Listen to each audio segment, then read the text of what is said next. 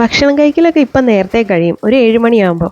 രാത്രി മഴയായപ്പോൾ എന്തൊക്കെയോ കഴിക്കാനൊരു ആഗ്രഹം. അങ്ങനെ നോക്കിയപ്പോഴാണ് ഫ്രിഡ്ജിൽ മക്കൾക്ക് രാവിലെ സ്നാക്സിന് കൊടുത്ത പൈനാപ്പിൾ ഇരിക്കുന്നത് കണ്ടു പകുതി. ഇത് ഞങ്ങളന്ന് പാല് വാങ്ങാൻ വേണ്ടി പോയപ്പോൾ വാങ്ങിയതാണ്. 1.5 കിലോ 100 രൂപയ്ക്ക്. ഞങ്ങൾ 2 വാങ്ങി, കാരണം ഇവിടെ അത്രയ്ക്ക് ഇഷ്ടമാണ്. അതൊക്കെ ചെത്തി വൃത്തിയാക്കി.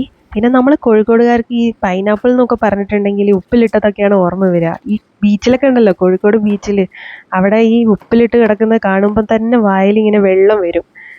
അങ്ങനെ ഈ പൈനാപ്പിളൊക്കെ കട്ട് ചെയ്ത് ഇനി ഇതിനെ നല്ല ഒരു പാത്രത്തിലേക്ക് മാറ്റിയിട്ട്, ഇവിടെ ഇവർക്ക് മക്കൾക്കൊക്കെ ഇഷ്ടം ഈ ഉപ്പിട്ടതല്ല, മുളക് പൊടിയും ഉപ്പും കൂടെ മിക്സ് ചെയ്തിട്ട് അതിൽ കുത്തി കഴിക്കാനാണ് താല്പര്യം. അതിനി മാങ്ങ ആയിക്കോട്ടെ, എന്തായാലും ഇങ്ങനത്തെ ഫ്രൂട്ട്സൊക്കെ ഇങ്ങനെ കഴിക്കാൻ അവർക്ക് താല്പര്യം.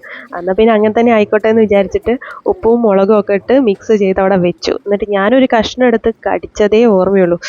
എന്തൊരു ടേസ്റ്റാന്ന് അറിയാം അത്. ആ ഒരു മധുരവും പുളിയും ഉപ്പും ഒക്കെ കൂടെ വായിലിങ്ങനെ വെള്ളം വരും. അപ്പോഴേക്കും ഒരു കുഞ്ഞി കൈയുണ്ട് താഴെ കാണുന്നു.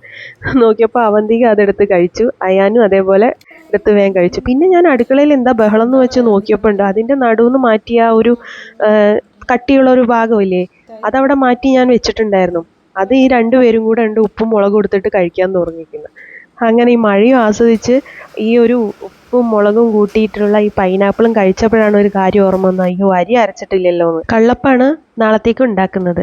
അത് ഞങ്ങൾ മൂന്നാർ ഒരു പ്രാവശ്യം പോയപ്പം ലബ്ബക്കട എന്ന് പറഞ്ഞ സ്ഥലത്ത് ഹോട്ടലിൽ വെച്ചിട്ട് ഞങ്ങൾ കഴിച്ചിട്ടുണ്ടായിരുന്നു ഈ ഒരു കള്ളപ്പം.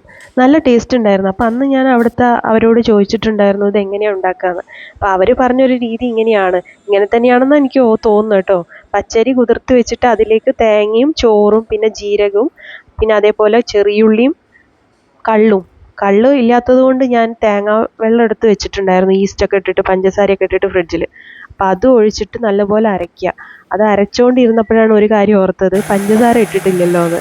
അങ്ങനെ നമുക്ക് മധുരത്തിന് ആവശ്യമുള്ള പഞ്ചസാരയും പിന്നെ അതേപോലെ ഉപ്പും വേണം. അതൊക്കെ നേരത്തെ ഇട്ട് വെച്ചിട്ട് ഇത് പുളിപ്പിച്ചിട്ടാണ് ചുടുന്നത്. ഇതിൽ ആ ഉള്ളിയും ജീരകമൊക്കെ വരുമ്പോൾ ഒരു വേറെ ടേസ്റ്റ് അല്ലേ. അത് ഞങ്ങൾക്ക് അന്ന് അത് കഴിച്ചപ്പോൾ തന്നെ ഞങ്ങൾക്ക് ഇഷ്ടമായിട്ടുണ്ടായിരുന്നു. അങ്ങനെ ഇതാണ് ഉണ്ടാക്കാമെന്ന് വിചാരിച്ചത്. അപ്പോൾ അതിന് കൂട്ടാൻ വേണ്ടിയിട്ട് വെജിറ്റബിൾ കുറുമയാണ് ഉണ്ടാക്കാമെന്ന് വിചാരിച്ചത്. അതിന് ഗ്രീൻ പീസ് ഇല്ലായിരുന്നു, വൈറ്റ് പീസ് ആയിരുന്നു. വൈറ്റ് പീസ് വെള്ളത്തിലിട്ട് വെച്ചു. പിന്നെ ഇത് നാളത്തേക്ക് വേണ്ട തോരന് വേണ്ടിയിട്ടുള്ള മുതിരയും ഉണ്ടായിരുന്നു, വൻപയർ കറിയും വെക്കാമെന്ന് വിചാരിച്ചു, മത്തനും പയറും.